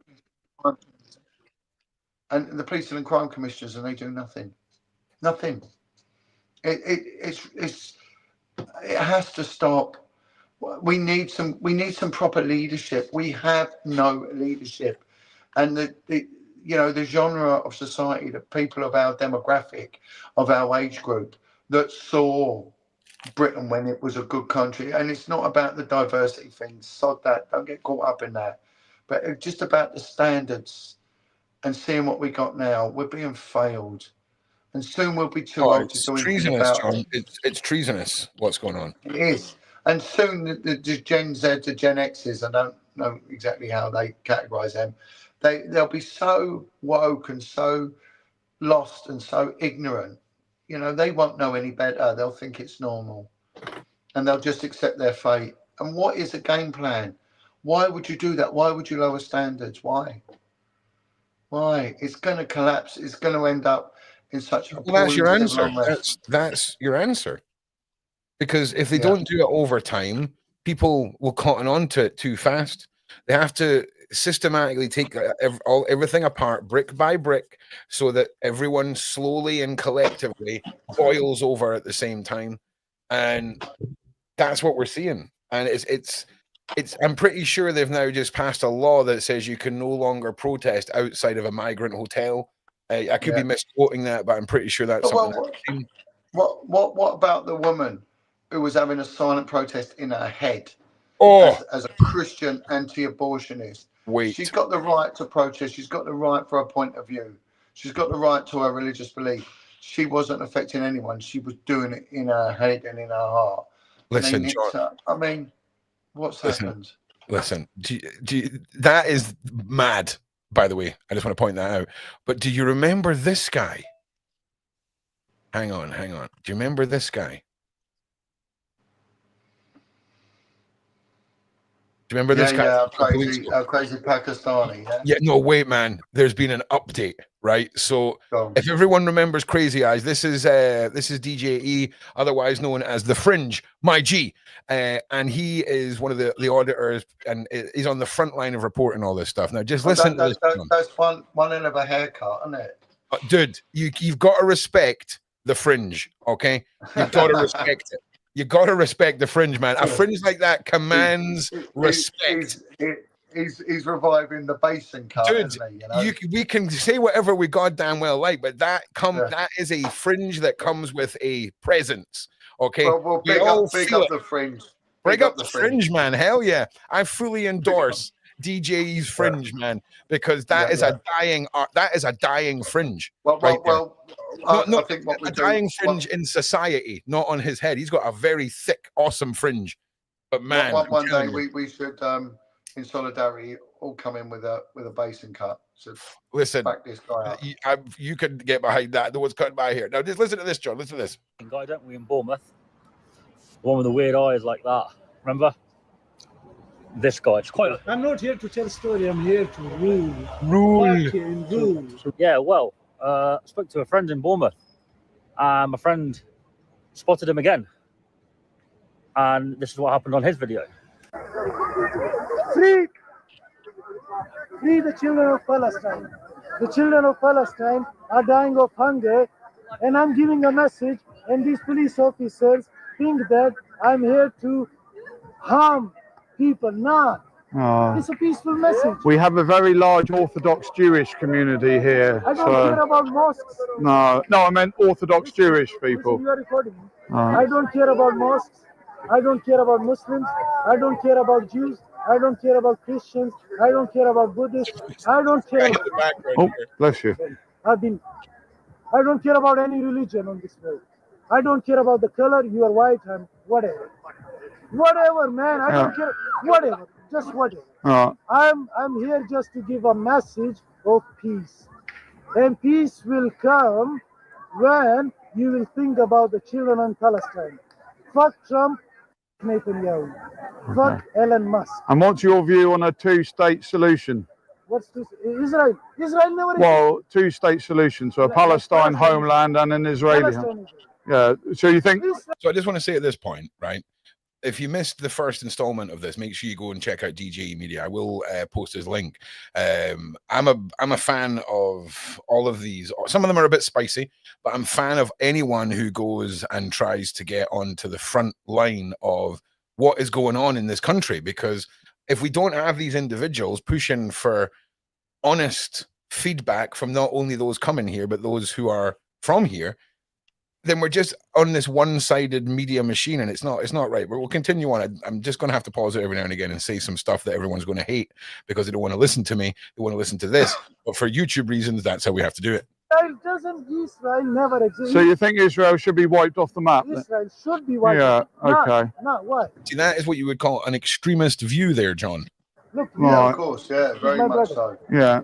Very much so. But what's the he doesn't get so the Jews of Israel. Okay, so anyway, right? Let's just cut back to the man himself. Yeah. Same T-shirt. Anyway, me and this friend, we were quite concerned for him, and he basically reported him to the police with my footage, his footage, you know, saying basically he's clearly a threat to the public in some way. You know, maybe he's not all there mentally and needs help even.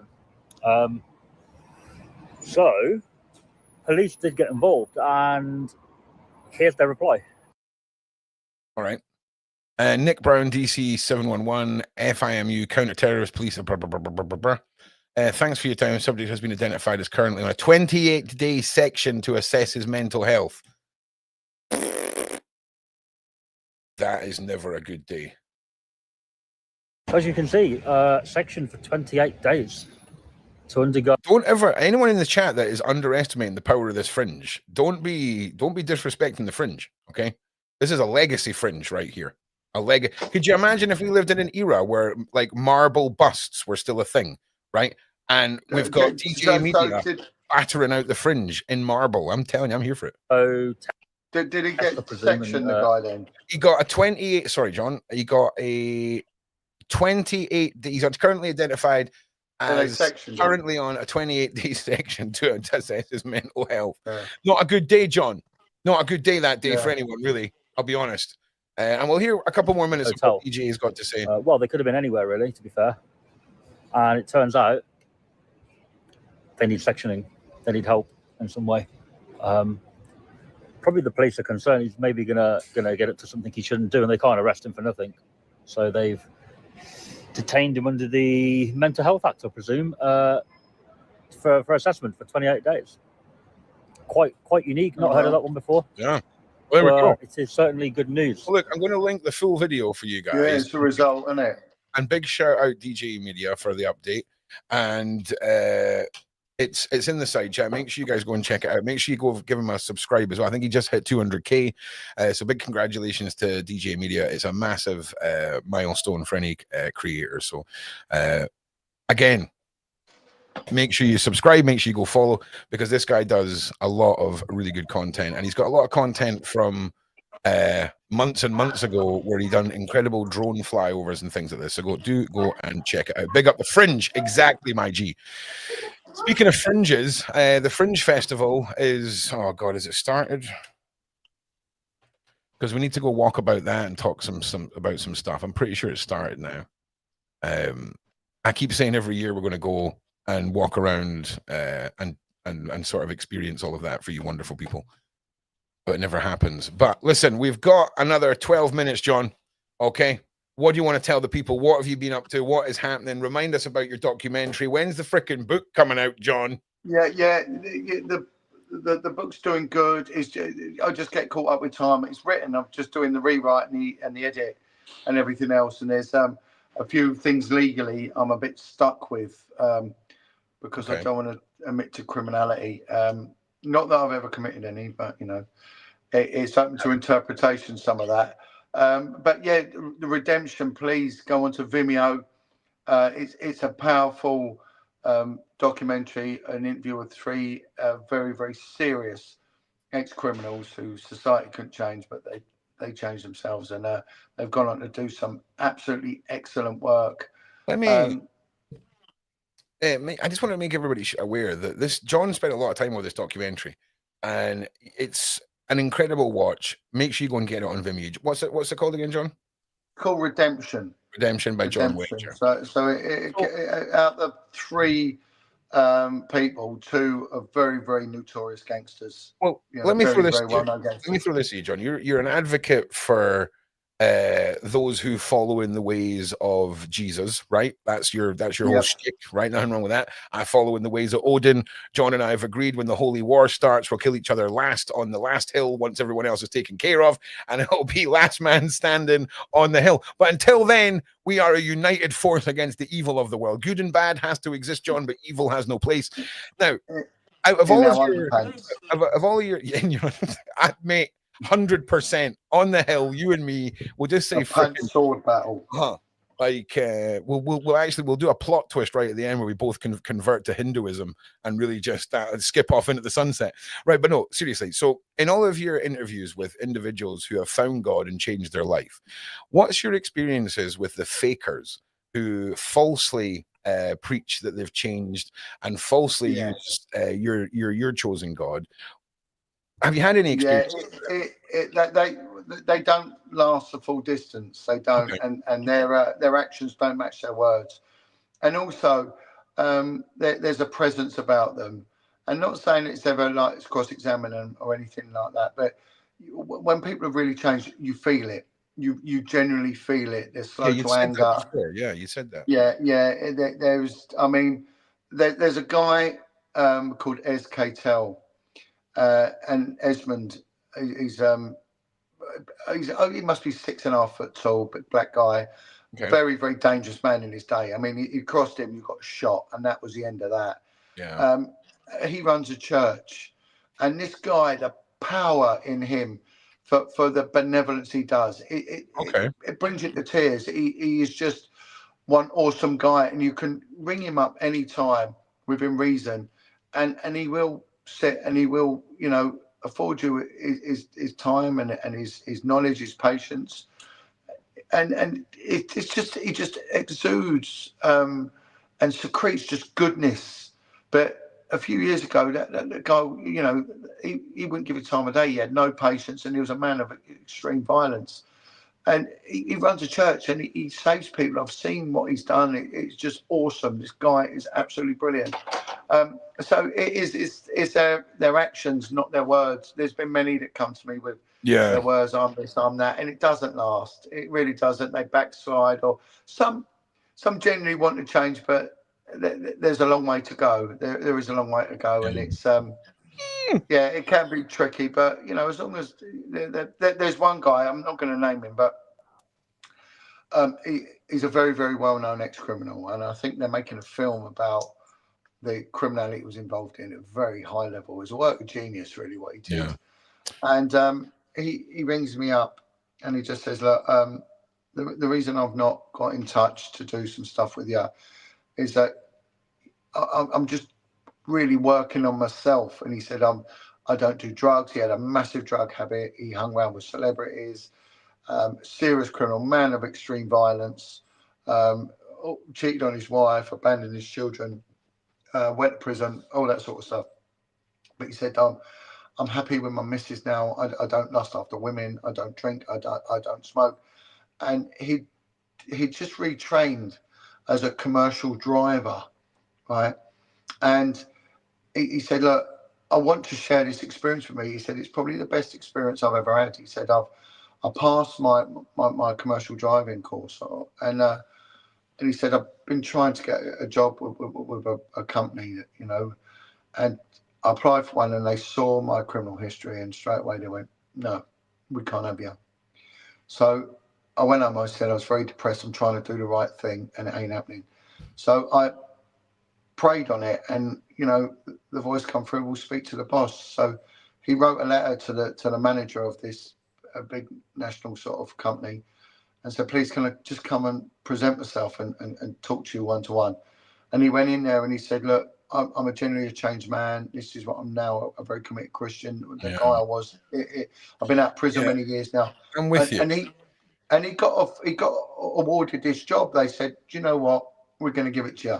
You're on a year's probation. And he rang me up to share it with me. He said, John, out of all the things I've done, even they did this big robbery and everything else. He said, it's nothing compared to this job I've got. It's the first time I've got a proper job. I've trained for it.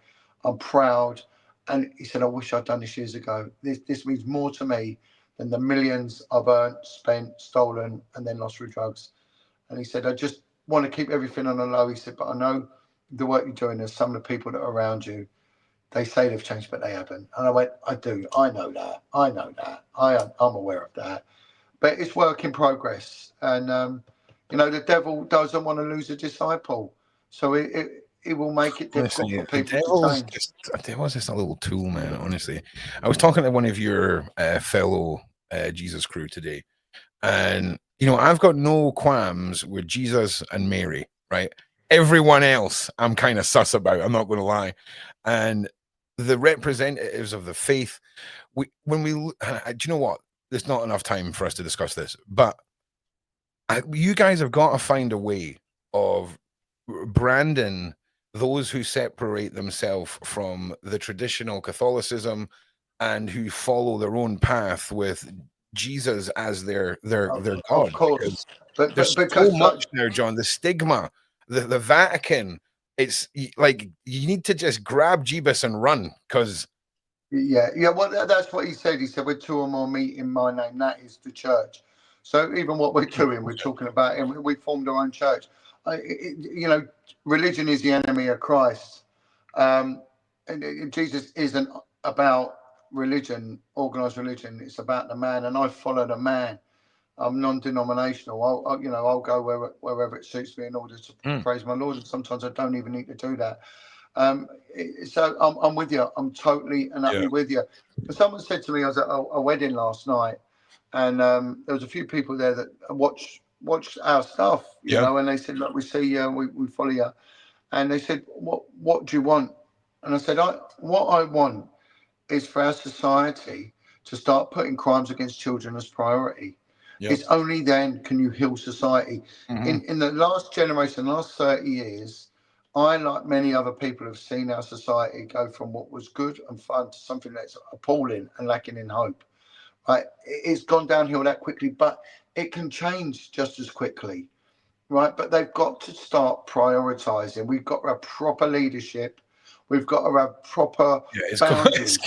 John, we need. I'm not being funny. If we want to, if I was to give you, off the cuff, what I genuinely think it's going to take to fix everything, and I would tell you put all your money on it, would be a global disaster that no one's seen coming. Right? We're talking electricity goes back 70% of the population wiped out, and we're rebuilding. And it just so happens that 0.5% of the people that are left over are evil and they get eradicated. That's the only way. It's the only way. Now, I just want to throw a couple of things out there. There was some people always talk about my hand, John, right? I always get questions about my hand, what it is. It goes this way. It's not a super Illuminati triangle. It's a Vulnot, which is a symbol associated with the Wanderer and Odin, right? And those runes say Odin right there.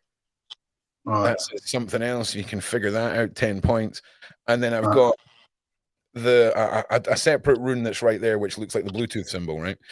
And that is that to me, John, is that when Christians have a cross, that's the equivalent to me. And that is, it represents I've understood that and accepted my fate and will face life without the fear of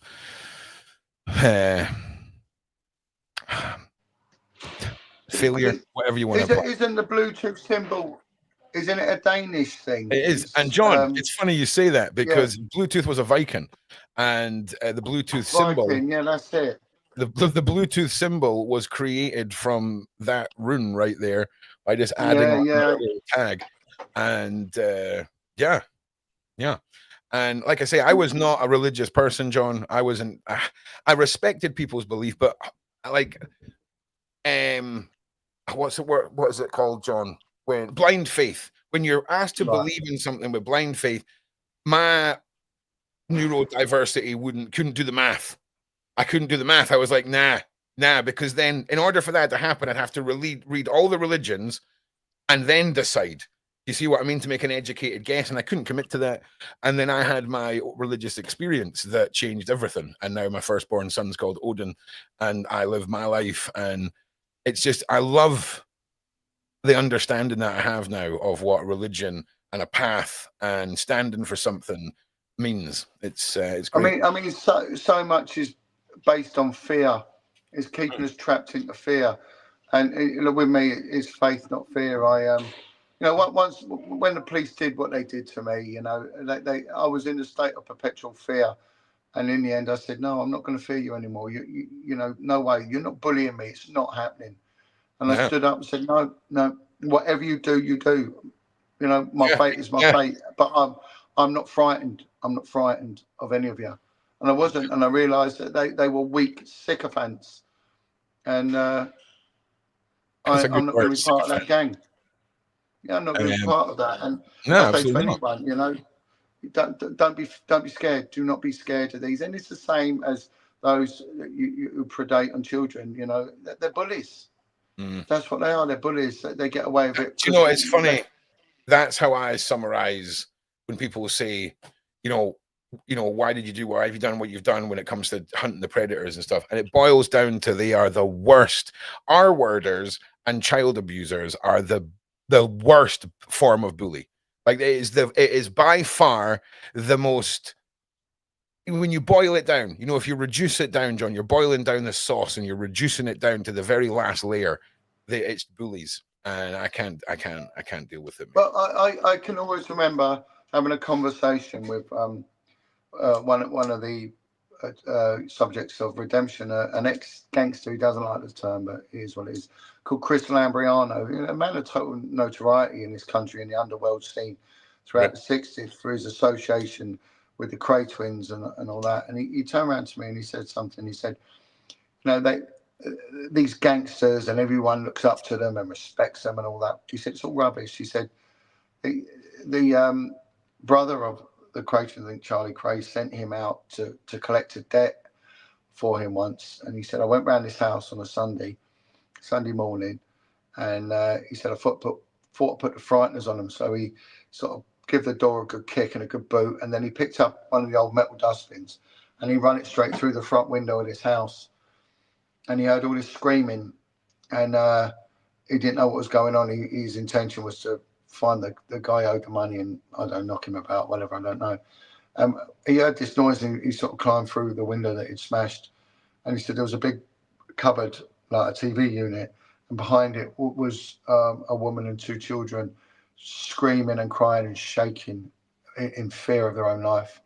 And he said, so that's organised crime. That's the hard men for you. Yeah. That's what they do. He said, don't anyone ever tell you that they only picked on their own. No, they didn't. And he said, and that's what I've become. I've become a bully. And when he went to Christianity, he said, all of those things I'd done, I had to go and say sorry for them, because I'd instilled fear in people's lives and you know, undermined their confidence and affected them, stained their lives through it. And that's what redemption's about. And he said, you know, don't you ever follow these criminals. They're not tough guys. They're not. Yet this is why I sort of stepped away from a lot of the podcasting, and I do go on people's shows, and I do it because I see it as a platform. But I don't follow these podcasters because they interview people that glamorize crime, and they do. They laugh at criminality, and I can't. It makes me sick. And they're making good money out of it, and I think it should be regulated. I don't think it should be allowed myself, because there's nothing funny in it. It's, you know, it's horrible. Horrible. Well, look, we have got Inside Epstein's Disturbing NYC Mansion call-in show right now with Sean Atwood on the Sean Atwood channel. Make sure you don't miss it. I'll be giving you guys an update in about half an hour on Julia. John, it's always a pleasure. You're fabulous. Thank you for being here. Thank you for giving up your time once again. And I will see you all in the next one, guys. Thank you so much for being here. Like, subscribe, and I'll see you on the next one.